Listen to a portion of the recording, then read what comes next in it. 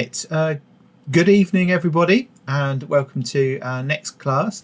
So in the last few weeks we've been looking at trees and reflections.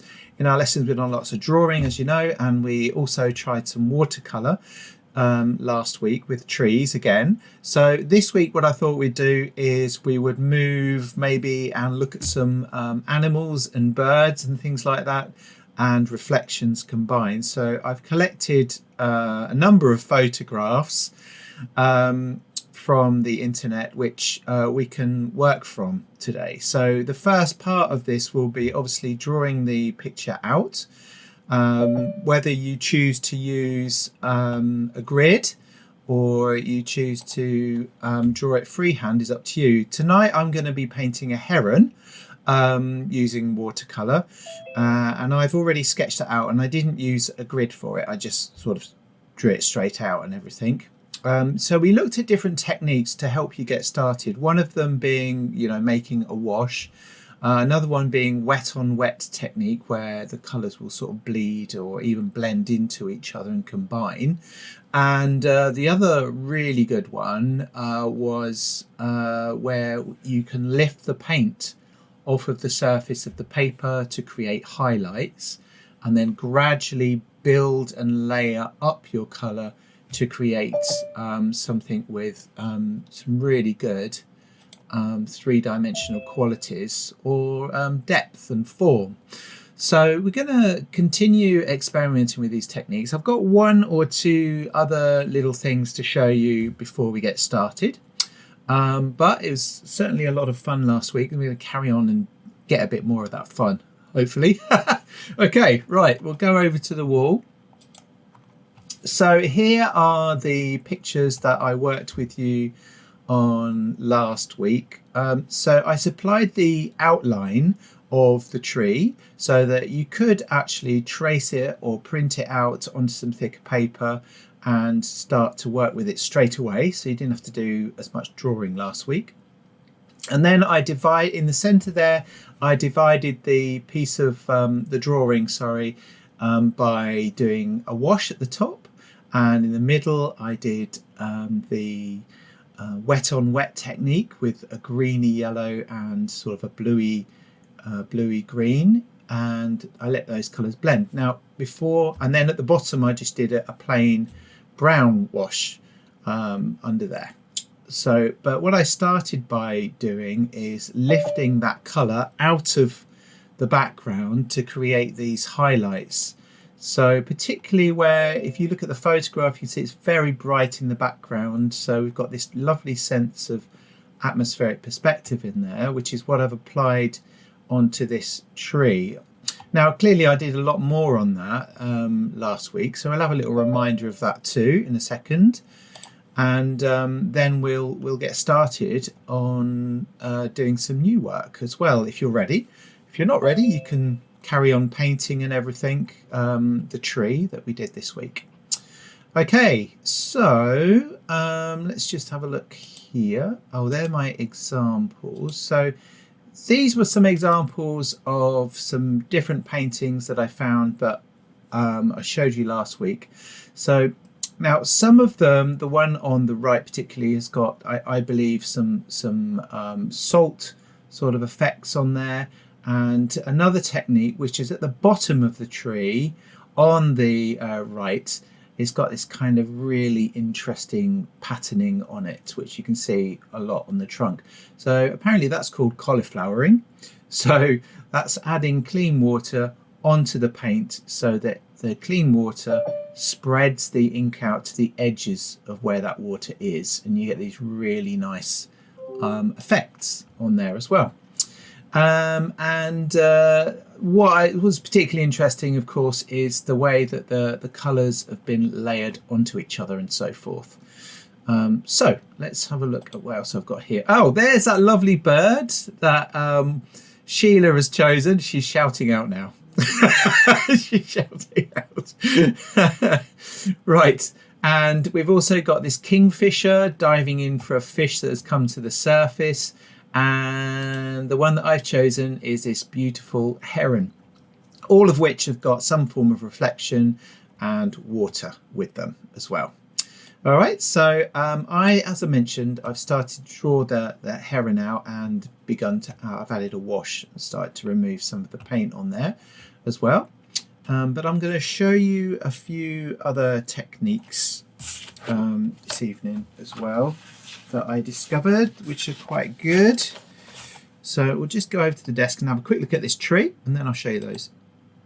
So here's the tree that I worked on last week. I'm just going to zoom out a little bit.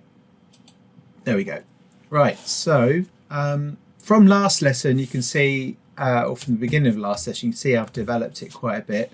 One of the other things that I did, particularly around this area, because I focused mainly on this bit, is I've added a little bit of biro pen in there to add some more detail. Let's see if we can get a close look at that. So yeah, you can see you can just about see on the screen here, there's a few little pen lines just to add that detail. On this side, because I did actually draw it out in pen so that I could make a template for yourselves.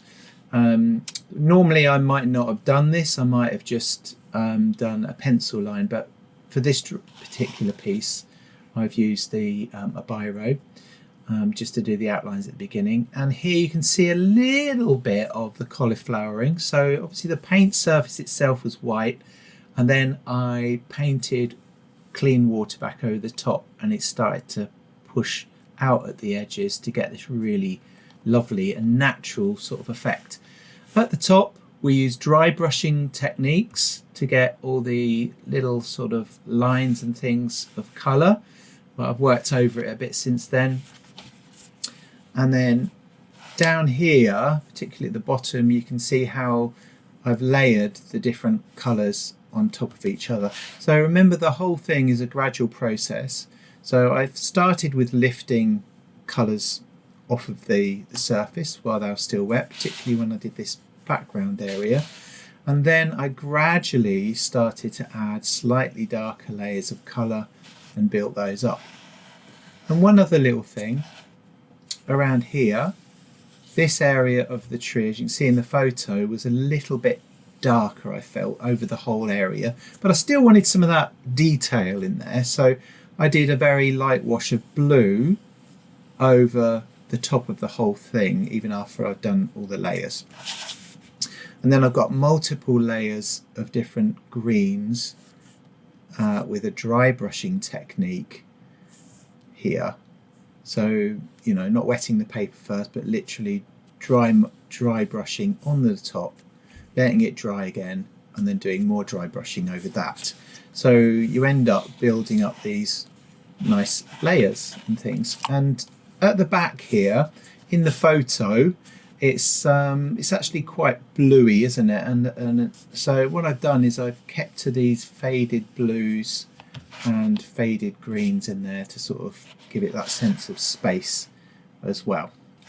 All right, so now this is I'll zoom back out again now I've done that. So come back out. So this is the one I'm going to do tonight. You can see that I've done sort of a really loose wash over the top, and then I've started to remove some of the paint using clean water on the damp surface. So I've lifted some areas. I actually got interrupted because I was doing this during a lesson, so I would have probably have done a lot more removing, but you can see I've done it in the tree over here. I wanted to do more on the bird, but I can come back to it and work into it a little bit more this evening. All right, so we'll come back to that in a minute. Now, we'll get the duck out of the way. So, a few techniques we can look at, right? Some of which we've already talked about. Let's just come in a bit more. So, it dribbled just there. Sorry about that. Right, now this one is wet on wet. So that's literally wetting the surface and making it so it looks kind of glossy, you know, a bit shiny and things, but leaving it for a few seconds so that it's not absolutely drenched. It depends how much you want the paint to spread. So I left this for a few minutes, put my paint down, and you can see it spread about that much. So if it's wetter, it would spread out a lot more. here is wet on dry, so we've got these very crisp edges to the brush strokes. This one, which is really interesting, is, and I'll get in a bit closer to that one, we've got like a light brush stroke, but then it's dried completely, and then you do another brush stroke over the top, and you get these kind of slightly darker areas. So it's almost creating this sense of light through these different layers, which is really nice for things like flower petals and things like that as well. And then this one, charging, which when you put water down, you add in your paint, and the paint kind of spreads along the area that you've added your water. So you get quite a nice. And then this one, dragging, you paint a line and you add water to the edge of it, and then the paint will naturally spread along there, but you get this other sharp edge on the other side like this, which again is good for things like petals and stuff like that. But I'm sure you can use it for lots of other things too. All right, okay, so I'm going to come back out again. So I will do a little bit here. So I'll just grab a little bit of tissue. So I prepared these ones here. You can't see them very well actually, unless I tilt the paper. So I'm going to try and do that. Okay, so I'm going to put quite a bit of paint in there. Just move over a bit more. Yeah, it's a bit tricky with the light. There. So if I brush, I'll just do it flat and then I'll lift it up. So if I brush over the surface like this,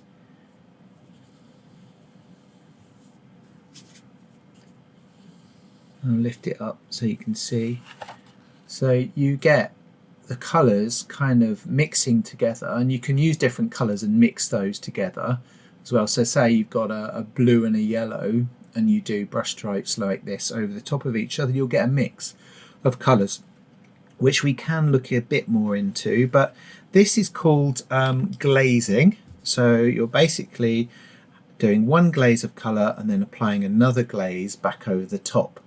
So this is really nice for things like if you imagine poppy petals, and you've got a light coming through, and then you've got a darker area where the petals are overlapping each other. So that could be a really nice one for that. Now the other one I'll do is charging. So let's see if we can do a bit on that. So putting your water down on an area like this, and then we'll get plenty of paint so that we can actually see. As I said, the light's not so good. Need to adjust it really. So, and then you can put your colour in. So a much stronger colour. You put your colour in there, and then eventually it will follow the edge of that line.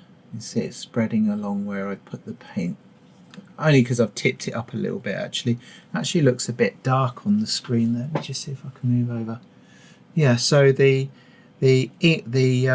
watercolour then follows where you've brushed your water.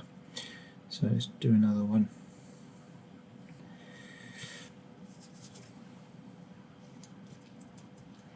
So I've seen people doing this with lettering and stuff like that, and you get these nice effects with it.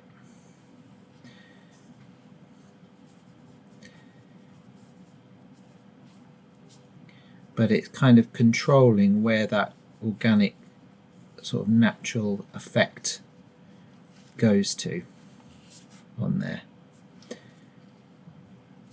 And of course you can control it a bit. You can do different shapes with it as well. So I can go around the top of this one.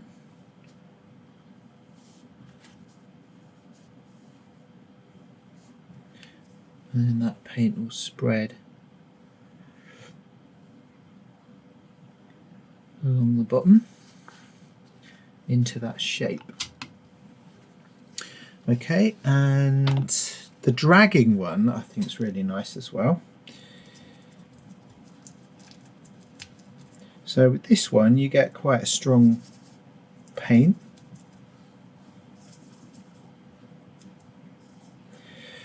And you brush a line.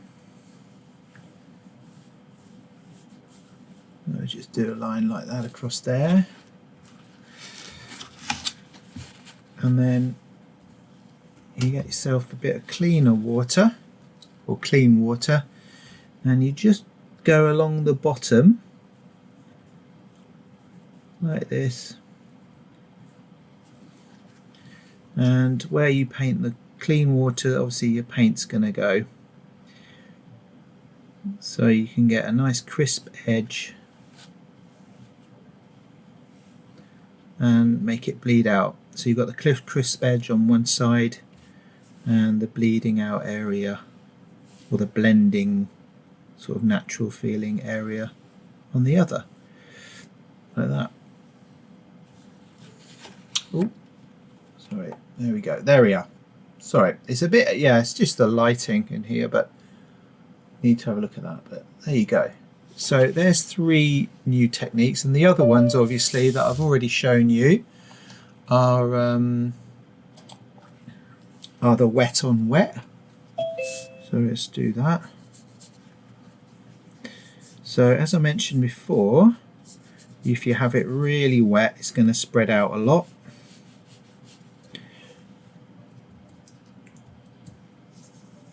I'll put these techniques on, I'll photograph them and put them on the drive. So this bit here is really wet. Let's see if I'm getting any closer. Ooh, wrong way. There we go. So again, a really lovely effect. And we'll load it up a bit more. You can watch it spread gradually. It's quite nice watching it actually. And then we've got wet on dry. So dry area of my paper.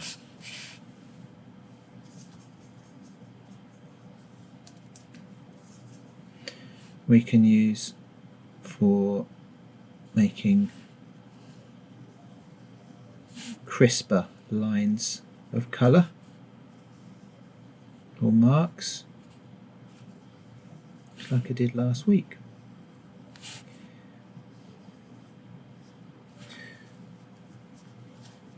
Alright, so there's a few extra things to try out. So don't forget the thing I said about lifting as well, how you can lift out colours.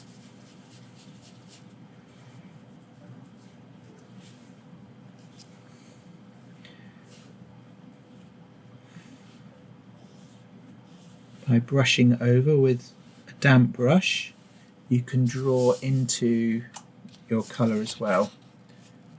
There we go. There.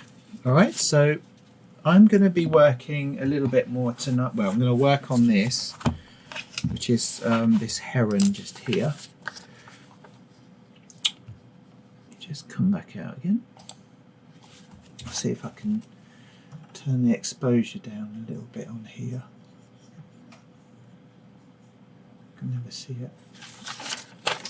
You can see it a bit better.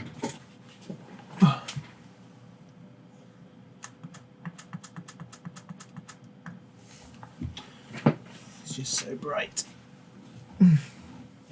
There. So you can see on this that I've started just to lift. And it's really a bit like drawing in a sense, because you've got your colour and you're subtracting the colour out to create these more subtle drawn areas on the page.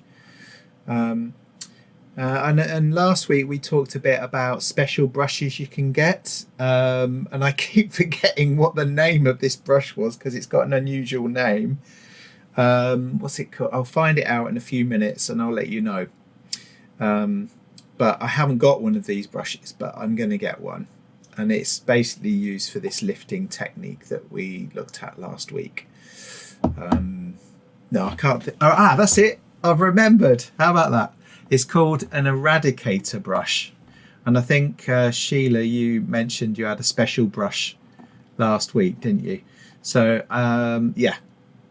So you can buy sets of these things, eradicator brushes, which I really want to get one of those to explore with this lifting technique. It's not an essential thing.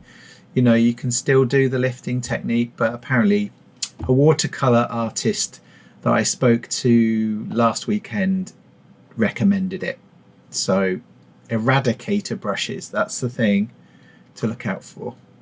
Okay, right, great. So it's Heron painting this evening for me, and if you're ready you can move on to a new subject yourself.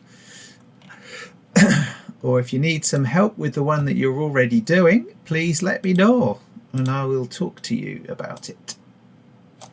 There he is. All right. Okay. So I'm obviously beginning on this heron picture we've got right here. And I start off earlier on in the day, or yesterday, I was literally drawing out the heron, obviously here. I've drawn it out a bit darker so that it can be seen on screen a bit better. And then what I did straight away is I applied a wash of light colour of blue, cerulean blue, over the top, and then started to lift areas to retain the highlights in the ripples on the water and on the heron itself, just down there. And then you'll see me just a second ago adding some green into the background for the trees and into the water as well, and then I lifted the tree trunks out of there, so we've already got this effect of the reflections in the water there. And as you can see, I'm working back into the heron. I used that technique, the dragging technique, around the neck. And then I used a very small round brush to create the heron's head, the dark areas and the eyes and so forth, and the beak. So I've just painted along the edge of the feathers on his body and then added some water and let those colours bleed into each other. Now, as you can see, I'm building up that area around the trees and removing some of it because just underneath the bank of the river it's a little bit, or the lake or whatever it is, it's just a bit lighter, so I lifted out some of that area too.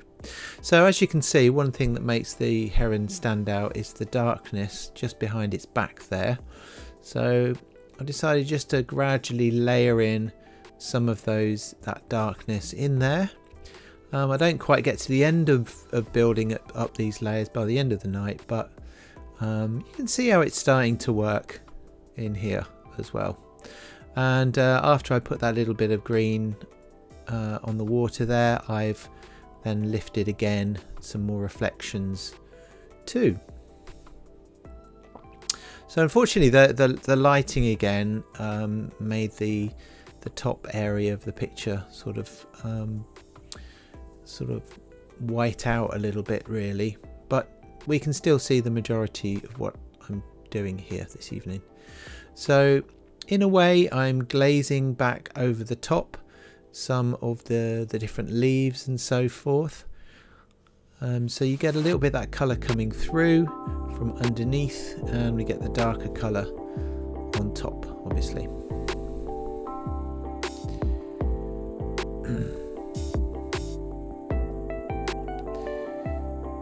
So now I'm just picking out some of the details with a darker colour. Thing you'll find out about watercolours is that as you use them they start off quite dark and then they lighten quite a lot as you're working. So I mean, that's quite useful, gives you a bit more of a chance to work back in and correct things and change things about. So one of the things that's important about the whole process really is that you can control things a lot better if you work gradually. So start very light and gradually introduce more tones, more colours as you progress. And if you do it gently and things, will give you more of a chance to make changes as you go along, such as lifting the colour back out again and so forth.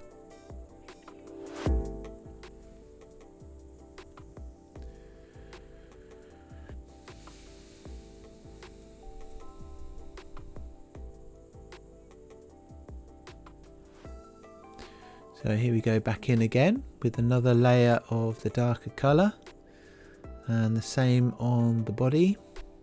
So that's a little bit of wet on wet down there, and I'm also just dropping some water on the top by squeezing my round brush so that we get a little bit of that cauliflowering effect. So I'm just throwing all the different techniques, or a lot of the techniques, at the whole thing during this evening.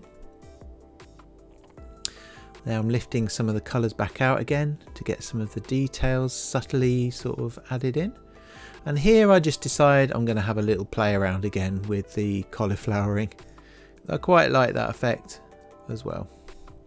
That's me talking about the glazing and the lines and so forth for somebody who just been a little bit too late to catch it all. So there you go, there's a close-up there of the body of the heron. And there we go, back in again, darkening down that area at the back.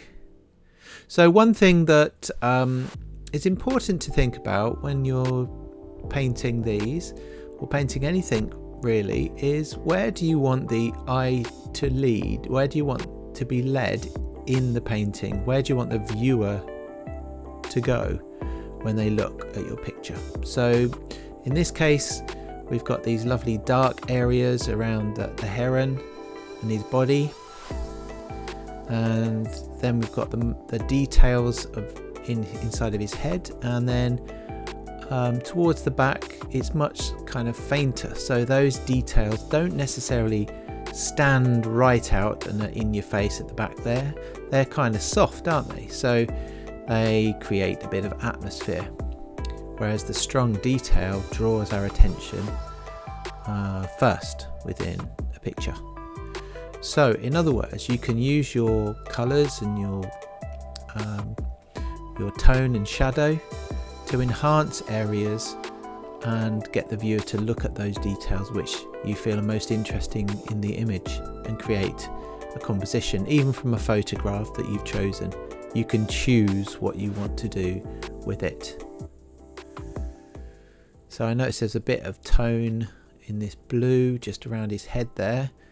It's a shame about the exposure on the camera this evening, but that's something to look into in the future.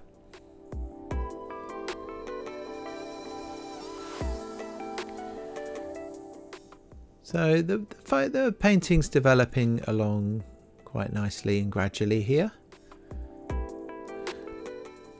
I do feel that in some cases I've overworked it already around the back of the body there. But for exploring all these different techniques here, it's fantastic. So actually look, if you look down there on the left hand side at the bottom, you can see where I've just tried out a few ideas with adding the water, clean water, onto the wet paint to make it spread out and create that cauliflowering effect as well. So yeah, so it's getting a bit darker down here now, so we're starting to really pick out some of these details and create even more of a reflective quality in the water.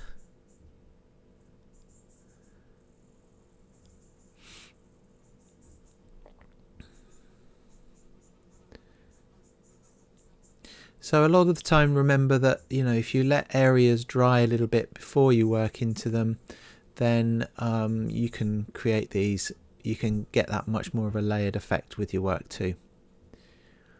But all of this takes time and practice. So practice the techniques first and then get stuck in. Anyway, I'll see you next time. I hope you've enjoyed this lesson, and we'll catch up soon. Bye now.